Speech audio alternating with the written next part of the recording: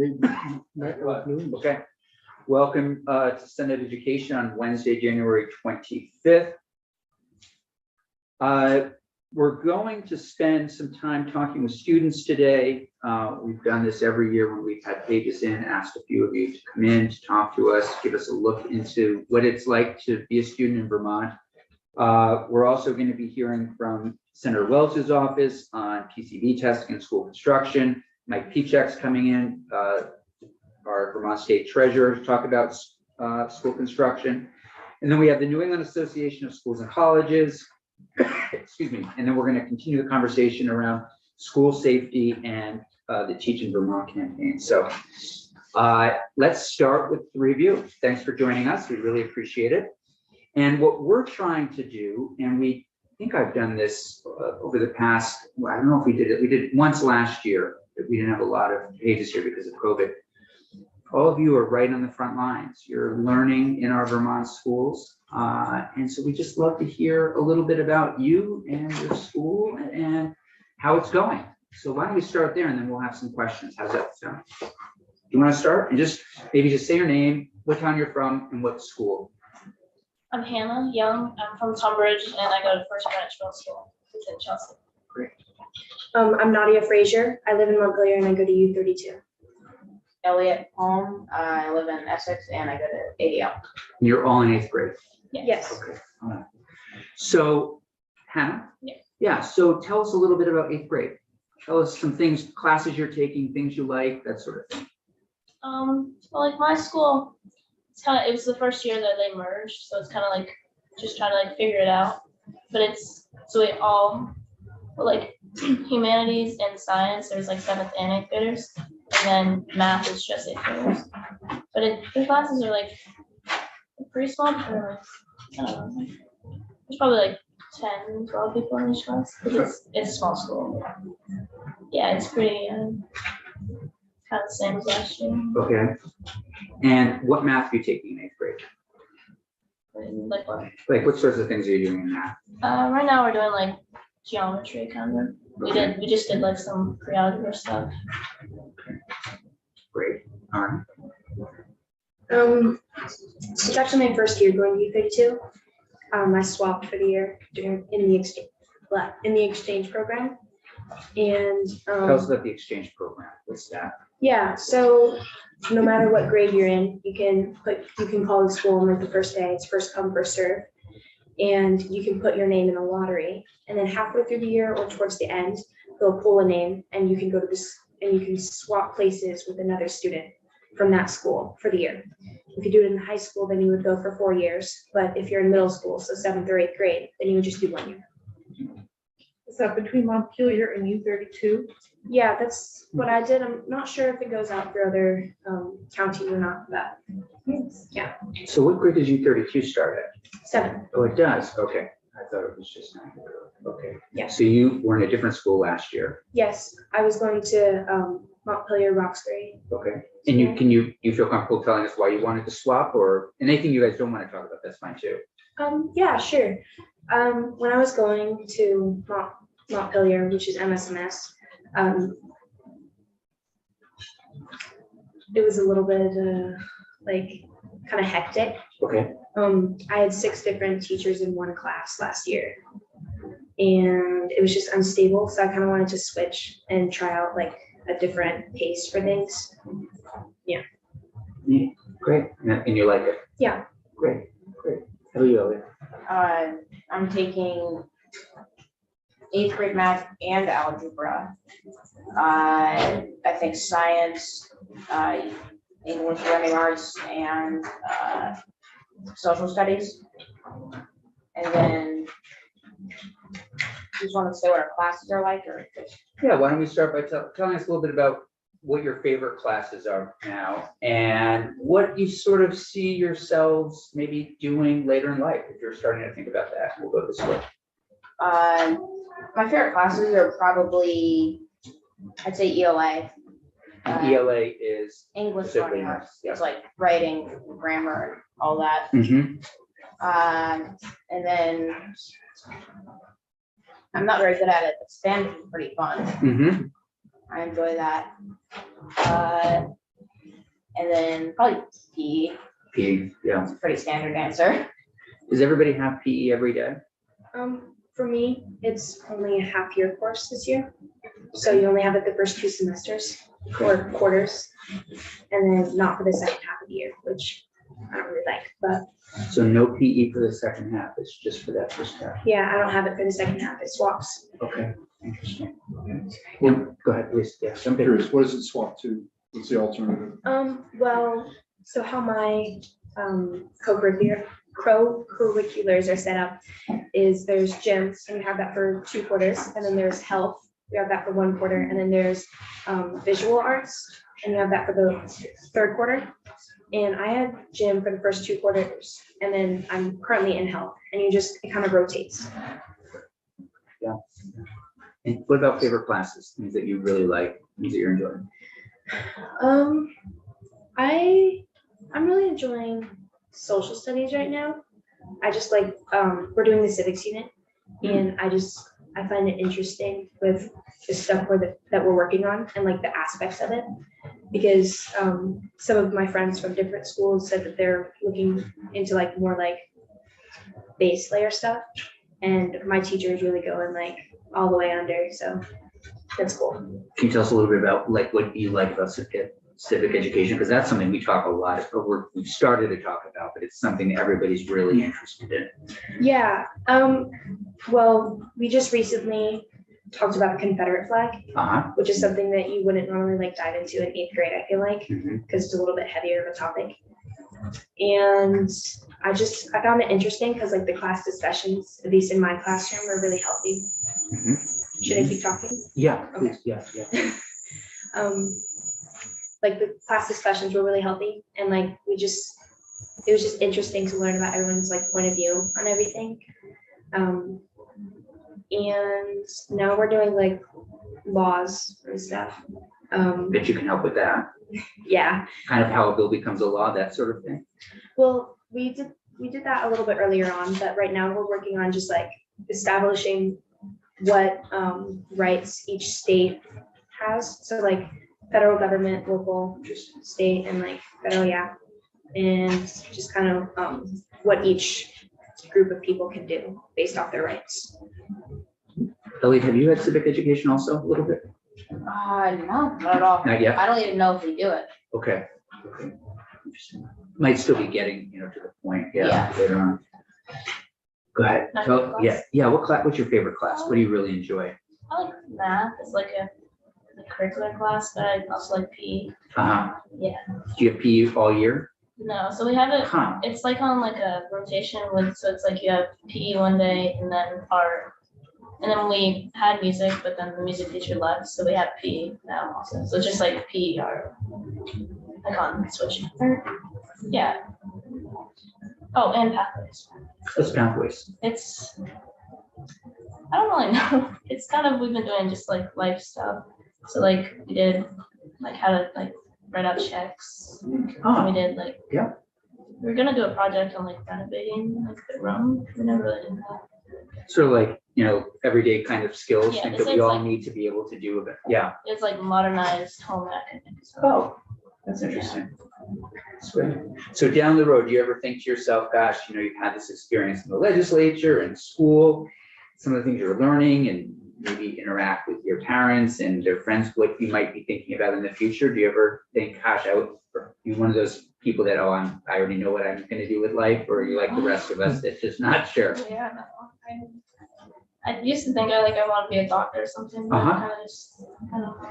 You like people, Yeah. try to help them, and you like math, Yeah. it's a good sign. Great, good. How about you? I've kind of got like a lot of different aspects of what I want to be. Uh-huh. A lot of them, one of them was a judge or a lawyer, and then a doctor, and then an author, a journalist. And then also just like acting on Broadway. So it's kind of all over the place, but I know that I'm definitely going to write in my spare time. You really love writing. Yeah, I'm a poet right now with the Black Artist Showcase in Burlington on Fridays. So How about you, Elliot? What do you think about? A lawyer. Do you want to be a lawyer? Yeah. How come? Just kidding. Like, I didn't hear what he said, but I hope it was really nice. It was. It was very nice. He's, I always say nice. he's studying law right now. So Ah, yeah, so he's interested, yeah. I like the like debate and argument Great. side of it.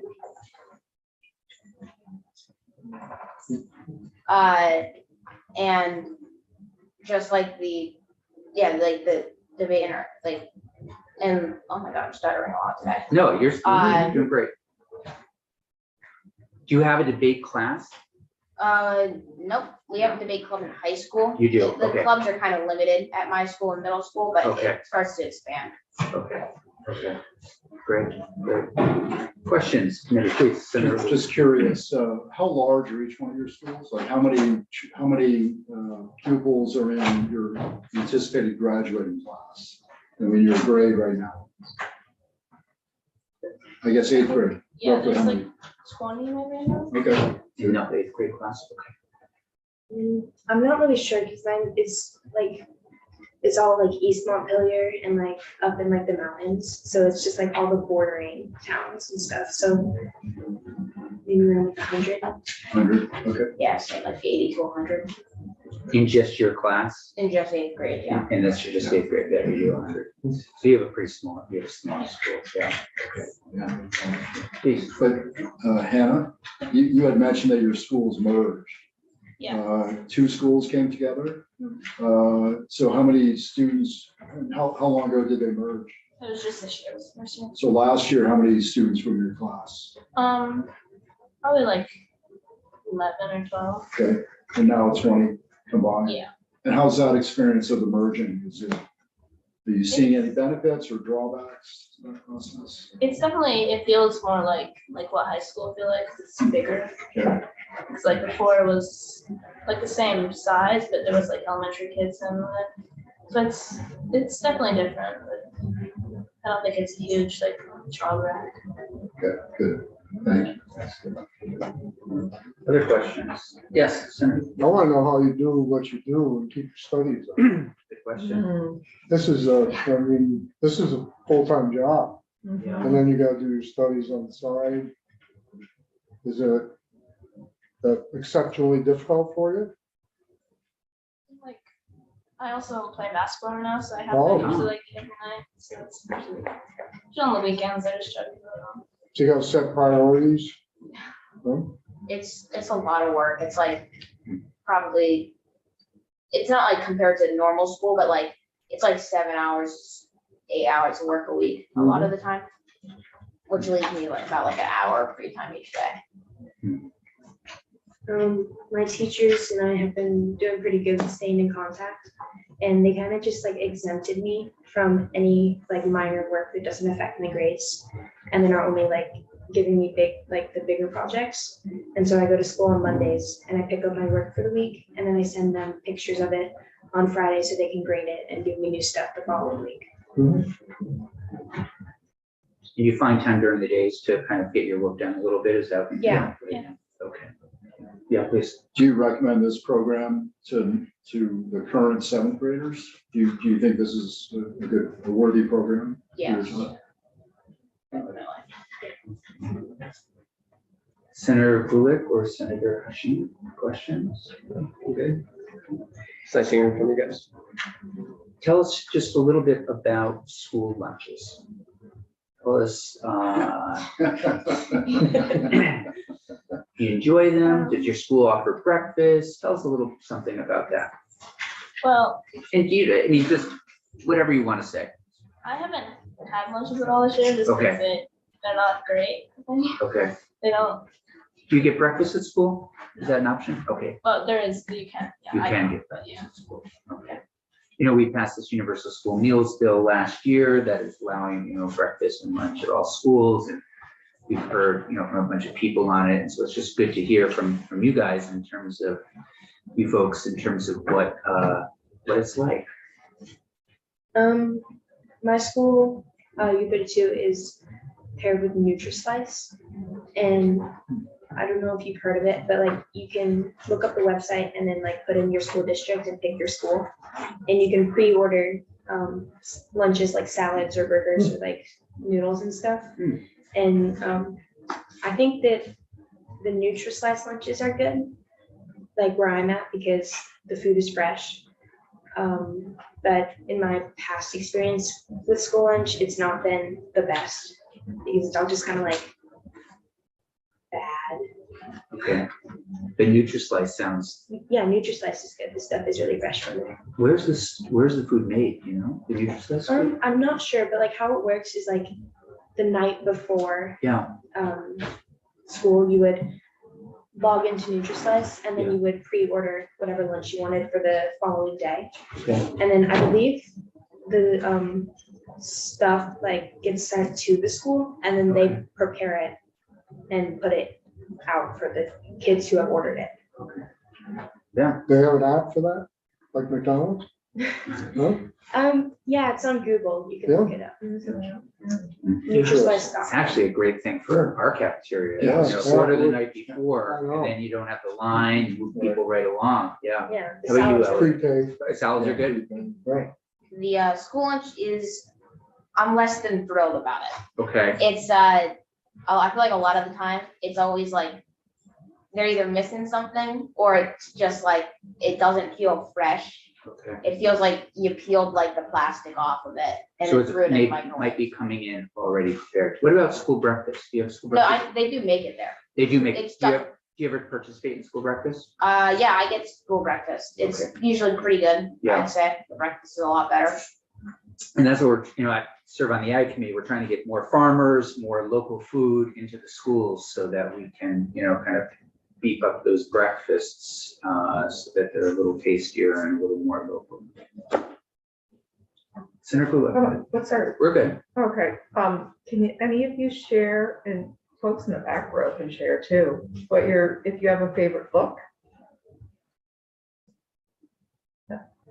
I know you do.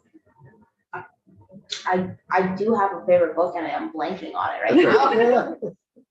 How about our poet? My favorite book is The Miraculous Journey of Edward Tulane.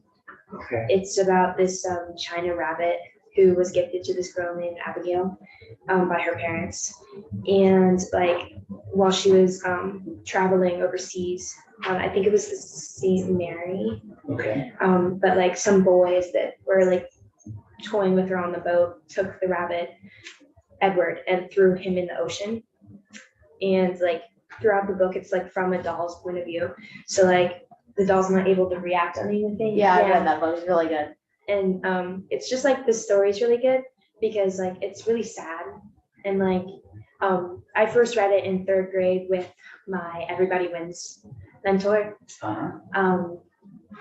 And like I still come back to it sometimes because of the like story that it tells. It's really good. That's great. That's really great. Thank you for sharing that. Yeah, I love thank that you. book too. Other favorite Yeah. books?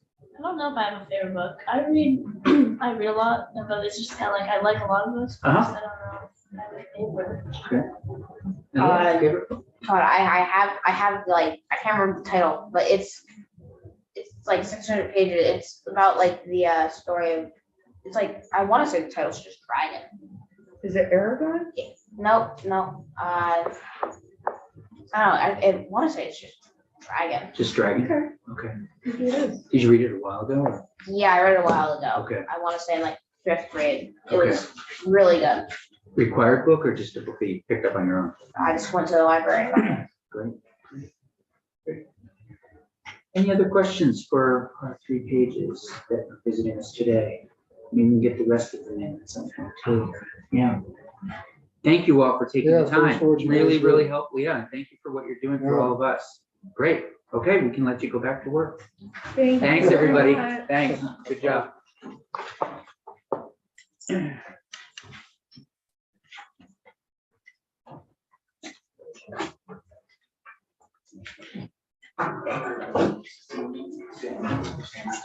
Okay. Oh, great. Okay. Zealous, thank you for joining us. And write the name down for me.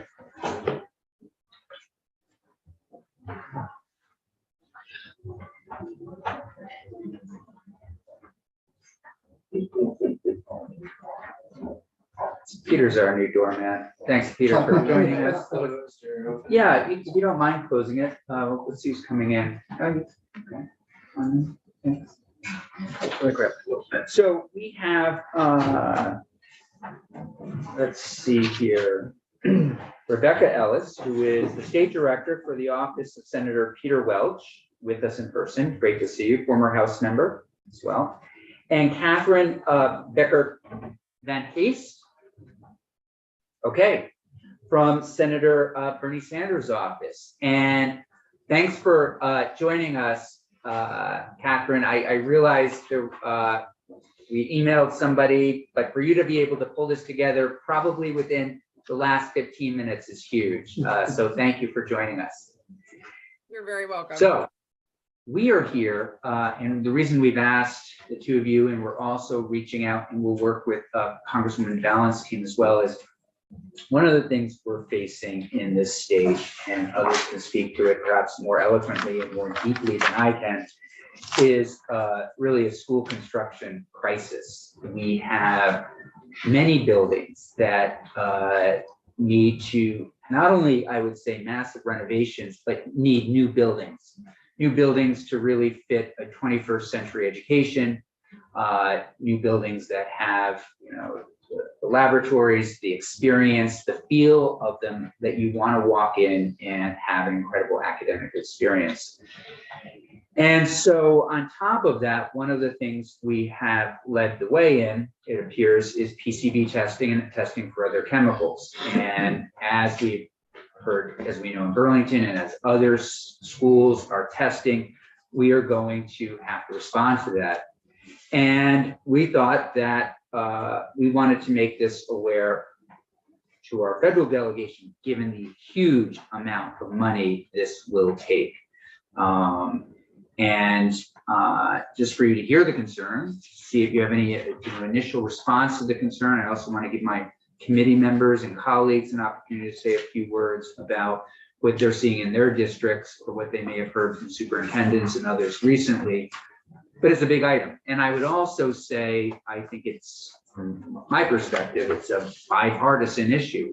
It's going to hit all the states. And we would love for, if possible, to get some federal funding for this. So that's my piece. I don't know if anybody else wants to add to that, what they're seeing or their own personal experiences. Senator Gulick, you've been up in, you can say maybe a word about Burlington High School. Oh, where do I start? What angle do you want me to attack this from? Well, why don't you just for the record, kind of just tell us all what happened in Burlington a little bit. And Rebecca's parents are my neighbors, so I'm sure she's well schooled in this issue. So I'll try not to go on too long because I could speak for hours, but I think I explained to some of you that when you decide to make renovations to a school, because we wanted to make renovations to our high school, because we had leaky roofs, we had window casings that were literally falling out of the window onto the ground below. We have, I've told you, 5 buildings connected by plexiglass walkways, which were really difficult for any students that had mobility issues, almost impossible. Not to mention an HVAC system that it's incredibly expensive to run. I mean, almost to the point of not being sustainable. It's so old. So we decided to make renovations, and I was part of this before I was on the school board. I was part of this group called VHS Re-envisioning, and we basically went out to the community and tried to get support to pass a bond to do some renovations to the buildings. So we passed a $70 million bond. But the way it works is that once you decide to renovate, that's when, and you've passed your bond, you've done all the work. Now your building gets tested for contamination. And that's when, it's kind of a weird system that it happens after the fact. That's when our building got tested and these high levels of PCBs were discovered. So at that point, and it was literally the first day of school, our kids showed up and they were told they had to leave. So, I mean, I can't exaggerate the crisis that we have because our kids went into basically lockdown. They were sent home the first day of school in September, and then the pandemic got tacked on. So they were home for, you know, close to a year. These are high school kids. Before COVID, Before, no, with COVID. with COVID, okay. But they were home about 5 months before COVID. And one thing that we've learned, which is an unfortunate and tragic truth, is that some kids are actually way better off in school than they are at home. And it was really hard for, you know, we have high rates of poverty in Burlington, and it was really hard for a lot of our kids to not have a place to go to. And our school board meetings were gut wrenching because parents would come on crying and kids would come on crying. And what am I gonna, you know, we didn't know what to do. Because we were told that we had this poisonous building and that we should all leave. So anyway, luckily, we had an empty department store. You all know the story. And then we had 3 developers who came in and just literally in 3 months. I remember when I was given that time frame, in 3 months, we're gonna have this building ready. And I was like, no way. They did it almost to the day, 3 months. They got in there and retrofitted it to be a school. It's obviously not perfect by any means, but it was at least a place for our kids to come. In the meantime, you know, we did lose a lot of kids. They never came back. We just lost them. To where? We don't know. They just, it was like truancy to the max. They just didn't know. We lost them. And that's what happens when a school gets closed down. So just from my experience, this is something I'm really passionate about, is I don't want to see this happen in any other district in the state because the consequences are really pretty severe. So anyway, long story short, we then had to sort of regroup, start all over again. Hired this company called DAR that has built schools all over New England to come and help us come up with a plan for a new building. We ended up with 3, and then we voted on the one that was the least expensive and hopefully the quickest to build, and also sort of the most compact. We just didn't want a sprawling campus like we had before. So, and that was, you know, we're hoping that that will open in 2025. It's been pushed back a couple months now, so it won't be ready for the beginning of the school year, but hopefully a few months in. But we did have to pass, as you know, $165 million bond. So it will obviously be a burden for the taxpayers in our city. I mean, there's just no denying it, but at the same time, what choice did we have? We had no high school. We have a 3.5-year lease on that building that we're in right now. We have to be out at the end of 3.5 years.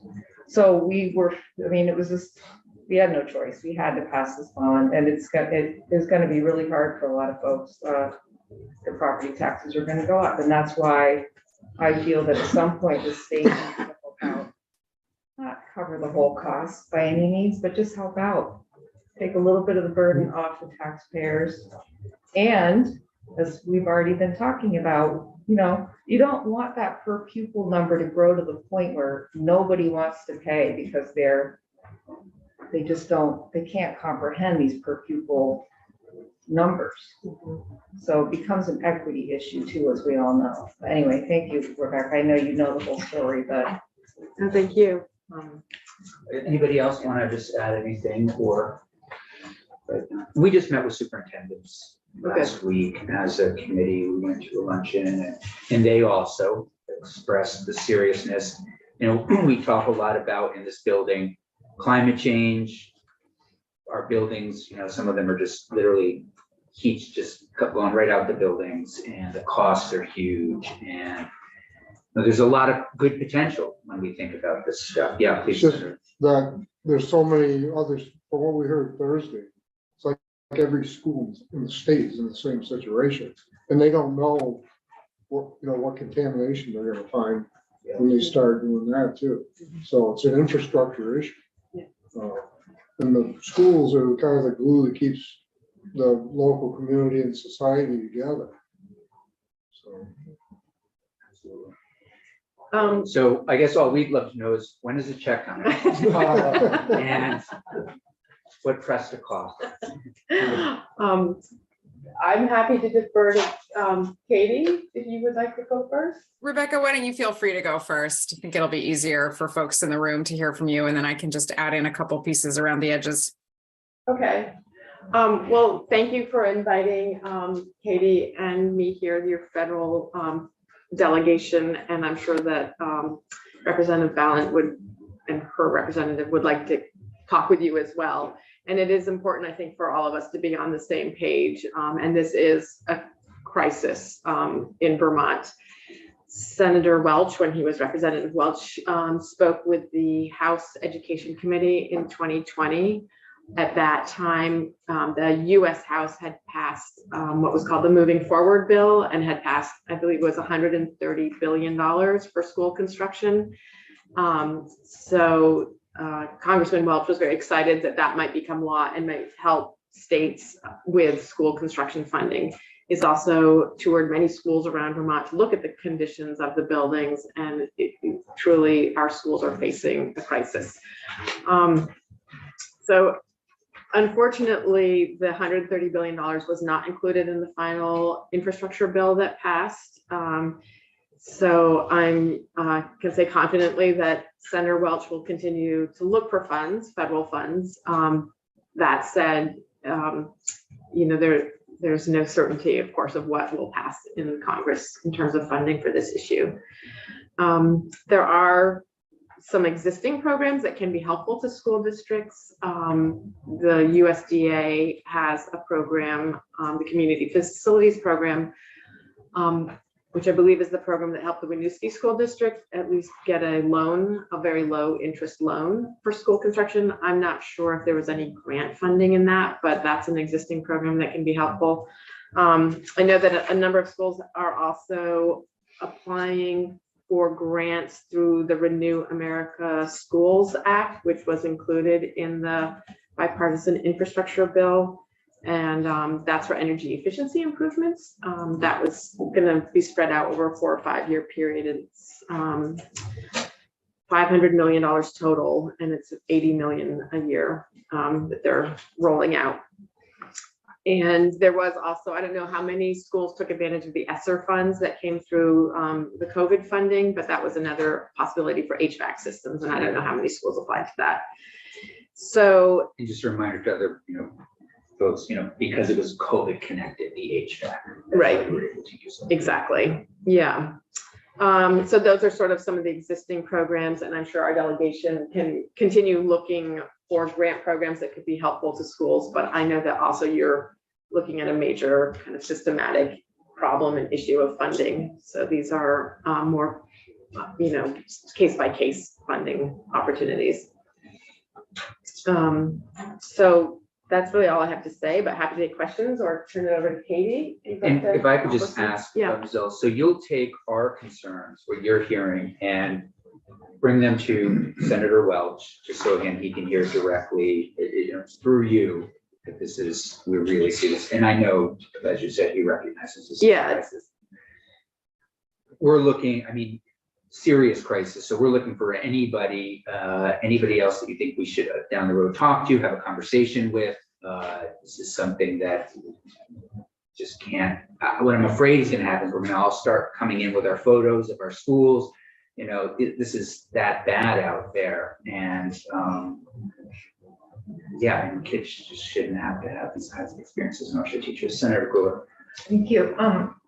So to piggyback, kids shouldn't have these experiences, but let's face it, our school districts are some of our biggest employers, if not our biggest employer in the state. And so we also have a lot of staff and teachers who are spending, hundreds and hundreds of hours in these buildings every year. So it's bigger than just the impact on our children. And I also just want to remind folks too that when we talk about childcare and the childcare crisis, schools play a part in childcare.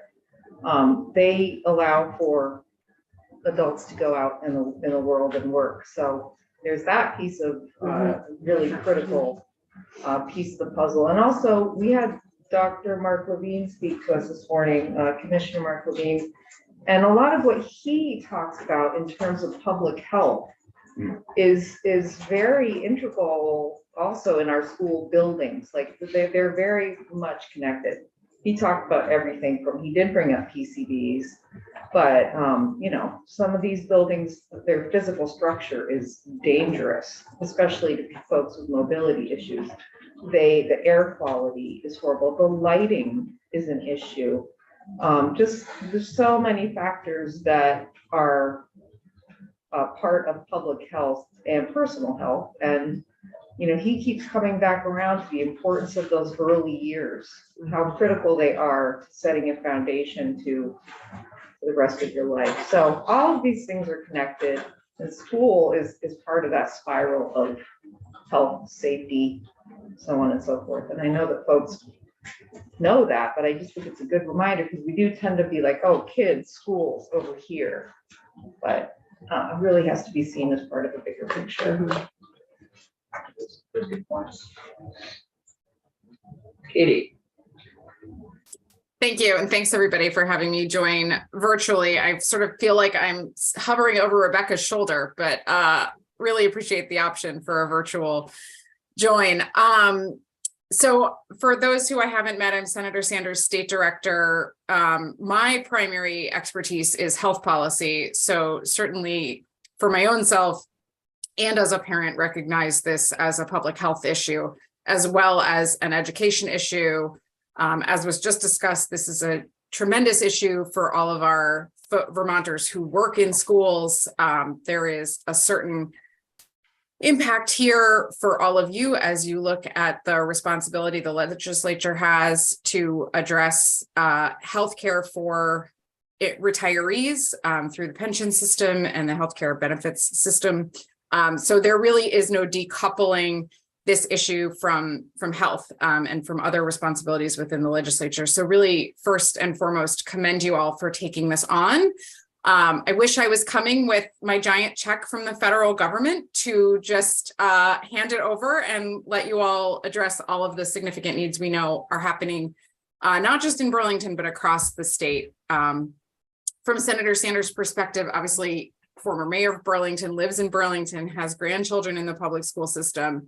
We're very well aware of what's been going on. The delegation was very glad to pull together as many federal agency folks as we could, from EPA on around the alphabet soup of the federal government to try to find some federal funds and opportunities for Burlington. We also knew as we were having those conversations that this would not be the last town experiencing this challenge. I appreciate Senator Campion, you're mentioning that this is a bipartisan issue. That's certainly our hope in the Congress as well. Our kids, our teachers, our school administrators, folks who work within the schools, they live in every congressional district in the country. We have schools in every congressional district in the country. This is a tremendously important issue for all of us to address together. And again, it's going to have impact for years to come.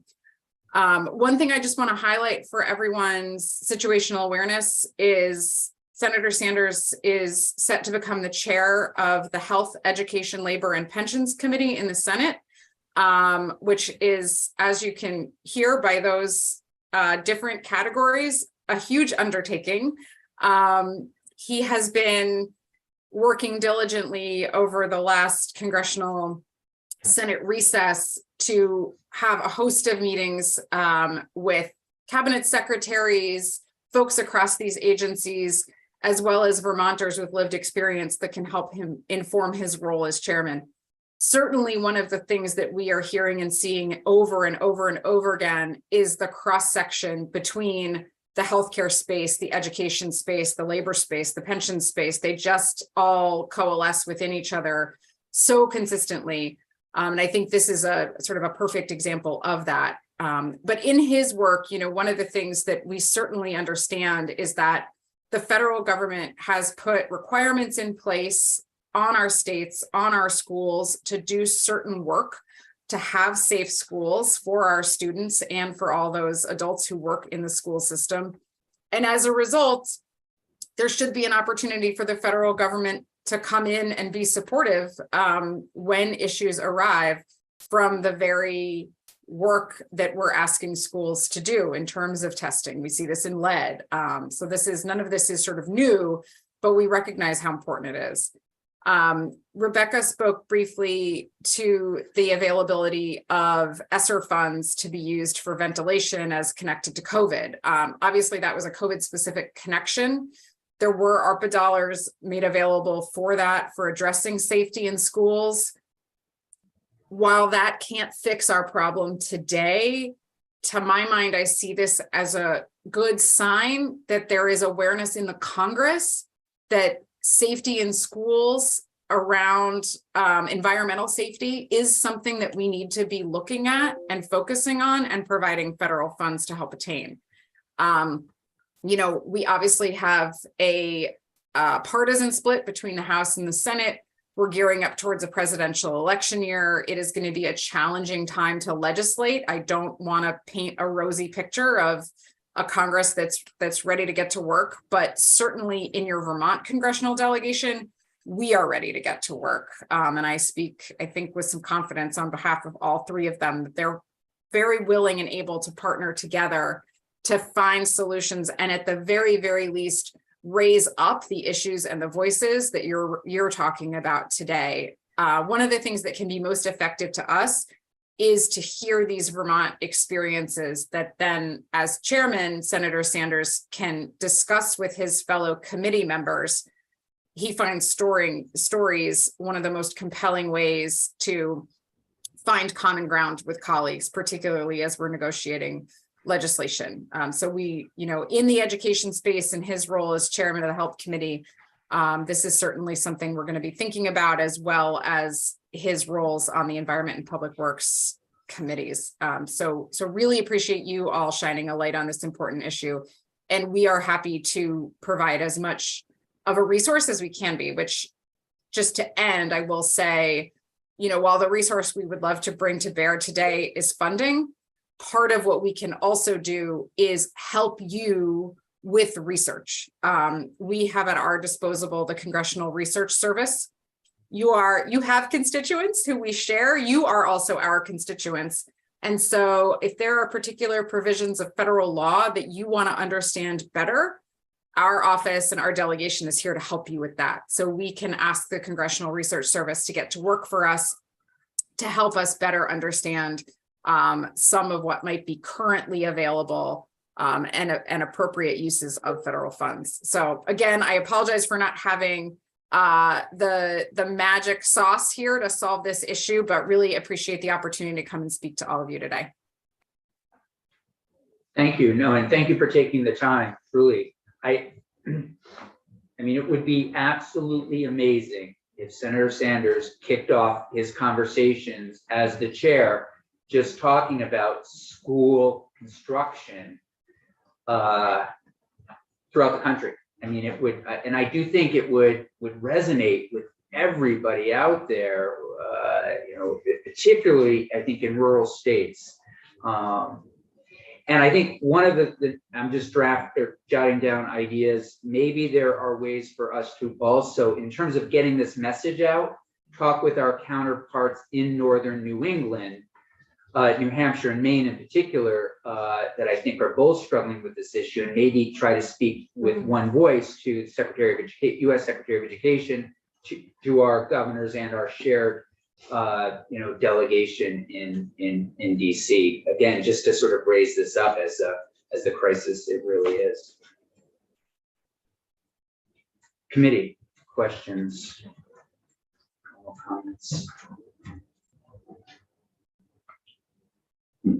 I really appreciate, Sure. the two of you coming in. Anytime. And look forward to continuing to work on this. And thanks for any help you can provide.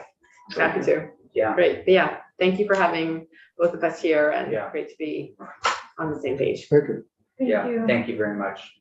Thank you all. Take care, everyone. Speaker is here, and they're thinking about headlines. It's either going to be the feds deliver or the feds don't. Back and forth. We're in the newsroom with both of them printed out. Thank you. Thanks a million. Thanks, Katie. Appreciate it. You bet. Thank you all. Hayden, we're gonna take a 5-minute break. Is that okay? Everybody just take a